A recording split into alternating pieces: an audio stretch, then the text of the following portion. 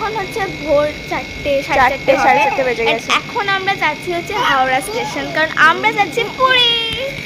আরে দেখো আমাদের ভাইও উঠে পড়েছে, এখন ভোর 4:30 বাজছে, আর আমাদের ভাই দেখো, ভাই উঠে পড়েছে 4টের সময় গাইস, ভাইও উঠে পড়েছে। আর আমাদের ক্যাবও চলে এসছে, সামনে আছে। ক্যাবটা তো দেখালে আমি। তো আমরা এখন হাওড়া স্টেশনে যাই, তোমরা ফুল জার্নিটা আমাদের সাথে দেখতে থাকো। চলো। আমরা হাওড়াতে চলে এসেছি, আর আমাদের প্ল্যাটফর্ম নাম্বার 23 ছিল, তো আমরা এখানে এসেছি, জানি না কোথায় দেবে। আর এখানে আমাদের মামা মামি এই ভাই ওখানে কাজ করছে।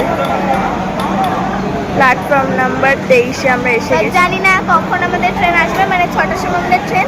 তো আমরা সবাই ভীষণ মানে এক্সাইটেড আছি, কারণ আমরা বন্দে ভারতে উঠবো। ফাইনালি গাইস আমরা কিন্তু ট্রেনে উঠে গেছি, আর আমরা ভীষণ ট্রেনটা হচ্ছে বন্দে ভারত।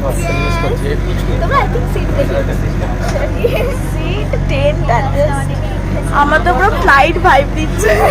এন্ড বেচারি আমাদের একটা ব্যাপার হয়ে গেছে, হচ্ছে আমার দিদি পেছনের সিটে পড়েছে, তবু আমার কিন্তু না সামনে পড়েছে, আমার এরকম জায়গায় পড়েছে, এরকম জায়গায় পড়েছে। আর আমার আরেকটা সিট পড়েছে।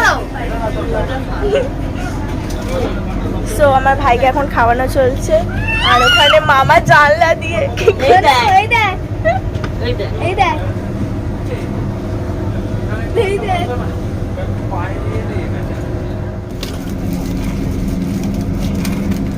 আমাদের বন্দে ভারতে দিয়ে Lunch দিয়েছে, চলে এসছে। লাঞ্চ দিয়ে দিয়েছে। হ্যাঁ। তাই তো এখানে রয়েছে ভাত, ডাল, সেটা চিকেন, লেখাই রয়েছে। দই, রুটি, এটা আলু ভাজা।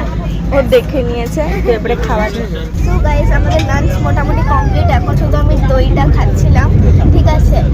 আমরা একদম উইন্ডো সিটে চলে এসেছি, বেশ ভালোই আমাদের জার্নিটা গেছে, মানে খুব একটা মনে হয়নি যে 8 ঘন্টা আমরা, মানে আমাদের 7 ঘন্টা না 6 ঘন্টা হয়ে গেছে আমরা ট্রেনে আছি, বাট খুব